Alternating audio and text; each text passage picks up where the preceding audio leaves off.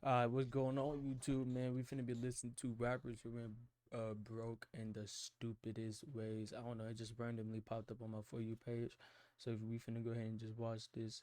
If you guys didn't like it, man, make sure you hit that like, hit that subscribe button.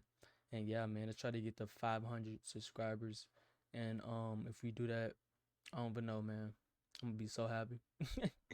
Alright, let's go ahead and react. 50 Cent was spending $108,000 per month to rent an 18-bedroom mega mansion, while T-Pain's bankruptcy was so brutal that by the end of it, he had to borrow money just to buy Burger King. However, let's begin by talking about DMX, who had to file for bankruptcy on 3 separate occasions as he couldn't afford child support. You see, DMX had 17 children with 11 different women, and almost Dang, doesn't Nick Cannon got like 12? Sheesh. Oh crap. every child resulted in some kind of lawsuit or child support requirement. For example, DMX was sued for $1.5 million worth of child support in 2008 after a genetic test confirmed that he was the father of a previously unclaimed baby, which when combined with his declining music career, resulted in his first bankruptcy filing. 4 years later in 2012, DMX was sued by a different ex-partner for a further $1 million worth of child support, and a year after this lawsuit, he'd file for bankruptcy a second time. His third bankruptcy would occur in 2016, during which it would be discovered that DMX had racked up a further $1.7 million worth of unpaid child and family support, which accompanied $950,000 in bank debt and $1.7 million worth of tax debt. Since he had $0 in his bank account, DMX was sentenced to 6 months in prison for the child support, a further year in prison for the unpaid taxes, and was also ordered to pay the government $2.29 million in restitution after he was released from his time behind bars. However, DMX never had the chance to pay the amount back in full, as he'd die in April 2021, and despite his extensive family tree, DMX never wrote a will, meaning that his family was still involved in money-related legal battles even after he was dead and buried. Tiger was certainly better at managing his child support payments, Wait, so although does that mean like his family now gotta pay that money? Like his family owe that money?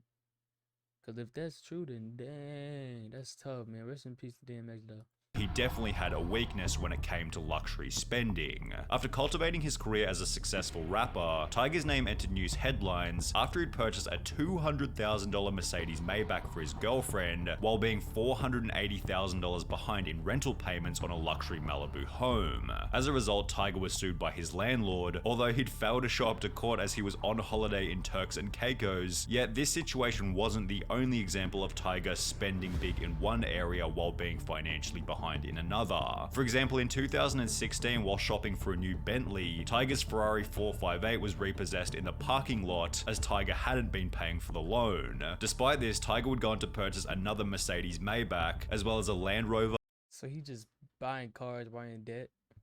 That's crazy. a Rolls-Royce Ghost, and a Rolls-Royce Cullinan, all of which were repossessed for non-payment, while he was seen looking at a brand new Lamborghini. In addition to this, Tiger was sued by a second landlord for $181,000 after once again missing rental payments in 2016, which was followed by a third property-related lawsuit in 2020, where Tiger had racked up over $200,000 in damages and unpaid rent on yet another rental property. It was then revealed that Tiger was being court-ordered to pay for $200,000 worth of unpaid jewelry, which accompanied the accusation by his ex-girlfriend Black China that he'd been missing child support payments. And just to add a cherry on top of the cake, while all of this was going down, Tiger was in $890,000 worth of tax debt to the government. Despite all of this, Tiger is still seen flexing a lavish life on social media, which is a luxury unavailable to rap producer Scott Storch, who blew through $70 million in less than 3 Oh, $70 million in 3 years? Oh no, that's different. years. Scott had earned this money by producing for some of the biggest names in music, including Kanye West, Dr. Dre, and Jay-Z. Yet Scott Storch's insane net worth began to diminish after he'd purchased an insane supercar collection, 30 cars, including Bugattis and Ferraris and all that kind of stuff. as well as a $10.5 million mansion where he housed more than 20 staff, including a boat captain, just in case he wanted to go out on his yacht. The captain was on full-time staff? Yeah. In case you want to take the boat out? Yeah.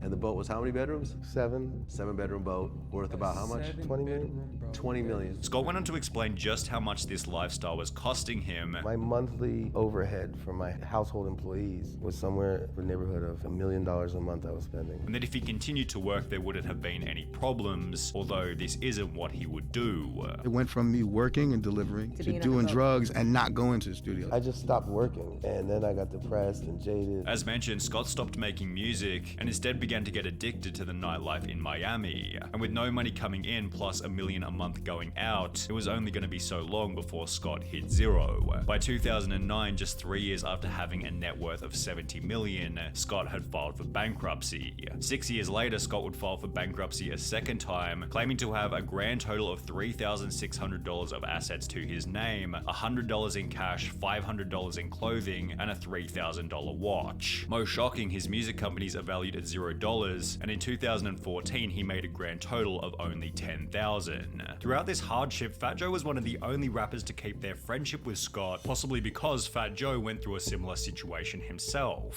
Fat Joe had earned $1.18 million in 2007, $1.28 million in 2008, $265,000 in 2009, and $630,000 in 2010. However, despite having made this $3.3 million in only 4 years, Fat Joe failed to pay taxes on it. He was able to come up with $718,000 and had also done extensive charity work. However, this wasn't enough to satisfy the judge, who sentenced Fat Joe to 4 months in prison. Despite taking personal responsibility for his actions by stating, "There was a lot going on in the years that I didn't file my taxes, but it was my responsibility," less than 4 years later, Fat Joe entered news headlines again after the IRS revealed that he still owed them $1.1 million in taxes. However, this number was absolutely nothing in comparison to Fat Joe's friend Lil Kim, who owed almost 4 times more and became, quote, too poor to file for bankruptcy. Lil Kim wasn't nearly as successful as some of the other rappers featured on this list. However, this didn't stop her from purchasing a $2.3 million mansion back in 2002, notably with the help of a mortgage. Throughout the 2000s, Kim's music career slowed dramatically, and by 2018, Kim was filing for bankruptcy as she still owed the full $2 million on her property, despite the 16 years that had passed. In addition to this, Kim now owed $1.85 million to the government for 13 years worth of unpaid taxes, which accompanied a further $185,000 in unpaid legal fees. The bankruptcy became even worse after discovering that by 2018, Kim was earning a comparatively small $18,000 per month, of which $2,000. Hey, 18,000 a month is still good. Like, if obviously, if you know, not living in a $2 million home, but 18,000 per month still not bad. Like, that's way better than like, like, I don't know, but that's not bad. $2,000 went to staff, another $2,000 went to clothing, and $10,000 went to travel. Dang. So what, per month she was only making about 4,000 because she had to pay all this? That's crazy. See, like, if I ever get to that point where I'm making 18,000 per month, I'm not finna spend 2,000 on clothes, and then definitely not finna travel to the point where I'm spending 10,000 to, like, what is that, like private jets or first class and stuff like that? Nah, I wouldn't even do all that. 2,000 per staff. I wouldn't even have a staff. Work with myself, man. That's why I'm trying to get big with the YouTube stuff. Fees, meaning she had less than $4,000 per month to dig herself out of $4 million worth of debt. Somehow Lil Kim managed to, quote, get her finances into good shape, and her bankruptcy filing was dismissed. However, MC Hammer wasn't quite so lucky. Despite having the 5th best-selling hip-hop album of all time, which sold 17 million copies and featured songs such as You Can't Touch This, MC Hammer wasn't able to stay out of financial trouble. He bought more than 17 luxury cars, a private jet, 2 helicopters, and 21 racehorses. Some of the horses were valued at around $1 million. Most of his He bought 20. Why are you buying 21 racehorses? Like, what? Maybe. God. Dog. Expenses, however, were on his home. He bought a property in Fremont, California for $12 million and spent another $30 million on renovations to turn it into his dream home. He added a bowling alley, basketball court, baseball field, recording studio, movie theater, 17-car garage, tennis courts, and 2 swimming pools to the 40,000 square foot mansion. One of the pools was shaped like his signature baggy pants that came to be known as Hammer Pants. He added several marble statues of himself throughout the property and installed a gold hot tub in his bedroom. bathroom. And to keep everything running smoothly, he employed a staff of nearly 200 people on the property, which cost him an estimated $500,000 a month. Unsurprisingly, less than 5 years later, MC Hammer had filed for bankruptcy, at which point it would be revealed that he hadn't only spent his entire $70 million fortune, but had also taken on a further $13 million in loans, which had been borrowed from over 200 different lending institutions. Despite having spent a total of $42 million on his California dream home, the property resold for only $6.5 million. However, if we're on the topic of expensive homes being repossessed by You spent 40 plus million on a home and only got 6 million for it. That's crazy. the bank, we need to talk about Birdman, who's ranked as the 15th richest rapper in the world with a net worth of $110 million. But this is what makes Birdman's story unique. If he was worth over $100 million, why was his Miami mansion being repossessed by the bank for non-payment? Birdman had purchased the home back in 2012 for $14.5 million, yet by 2017 a foreclosure suit had been filed by the bank, and quote, all personal items within the home, including platinum records gracing the walls, a pool table and dozens of pairs of shoes, were all confiscated and placed in storage. The mansion was eventually sold by the bank for $10.85 million in July 2020. However, Birdman's lawyer has come out to explain the foreclosure, stating that it was the result of illegal loan terms set by the bank, so perhaps take Birdman's bankruptcy with a grain of salt. However, there's no ambiguity around how T-Pain went broke, as he's now Yeah, everybody heard about T-Pain, like everybody. come on multiple podcasts to explain just how brutal his bankruptcy was. T-Pain had built up a net worth of over $40 million at his peak in 2007, with all of his closest rap friends advising him $40 million in 2007. that as long as he kept rapping, the money would keep on coming in. Everybody before me that I had to look up to, they were just like, no, this is great. Once you start rapping, it's just money all the time. Nothing bad's ever gonna happen. Your family's not gonna come after you. Just rap, and it's just girls and swimming pools after this. For this reason, his spending began to get out of control. I bought my Bugatti. You bought it for $2.1 million. $2.1 million. And then you, very shortly thereafter, you sold it for, all they gave you was $800,000. Yeah. So it was like renting a car for $1.3 million. Yeah.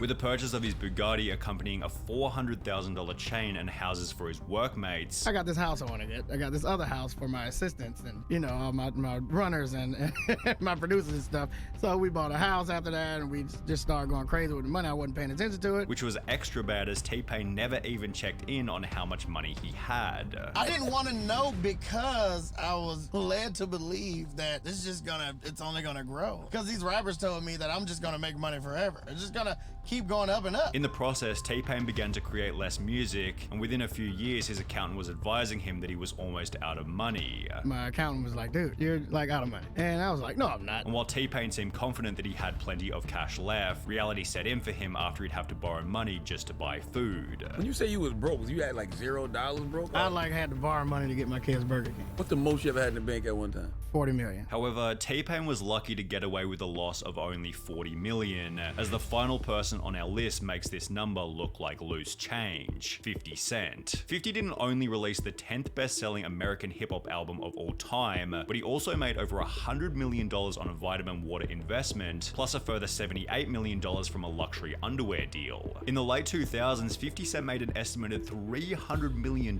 in only 2 years, so when he'd announced that he was filing for bankruptcy in mid-2015, with debts totaling over $32 million, the entire world was thinking the same thing. How did this happen? Well, after 50 Cent uploaded a sex tape with Rick Ross's girlfriend, 50 was successfully sued for $7 million, which accompanied another court order for 50 Cent to pay $17 million to a headphone manufacturer after one of their collabs went sour. 50 Cent's clothing company G-Unit Clothing then fell out of the spotlight, which accompanied the closing of his movie company G-Unit Productions, as well as his boxing company SMS Promotions. Throughout the whole process, the global financial crisis had taken a toll on the value of 50 Cent's investments, and by 2015 he was earning a comparatively small $185,000 per month. What you mean? Did you say a small? Bro, $185,000 a month, it is not small, buddy. What are you talking about? That is not small. I don't care how much money you is making. That is not small. What? Oh my God. You could certainly argue that this was enough for 50 to get back on his feet. However, 108,000 of this monthly income was going toward an 18-bedroom mega mansion, while the remaining 77,000 was going toward menial expenses such as his gardener, with bankruptcy documents revealing that 50 Cent still owed money to his stylist, fitness coach, and even his barber. Despite this, he began to troll on social media with posts such as this one, spelling out the word broke with $100 bills, and within 2 years, 50 Cent had paid back $23 million worth of his $32 million debt. 50 Cent eventually got back to zero, and according to Google, has built up a net worth of $40 million over the last 5 years. Nah, that is crazy. Listen to me. To anybody From watching, using aimbot go during a back. live CSGO tournament to I might have to watch that too. But man, listen, if you ever get some money, whatever you do not go spending dumb stuff, man. Get you a little nice little place. Alright?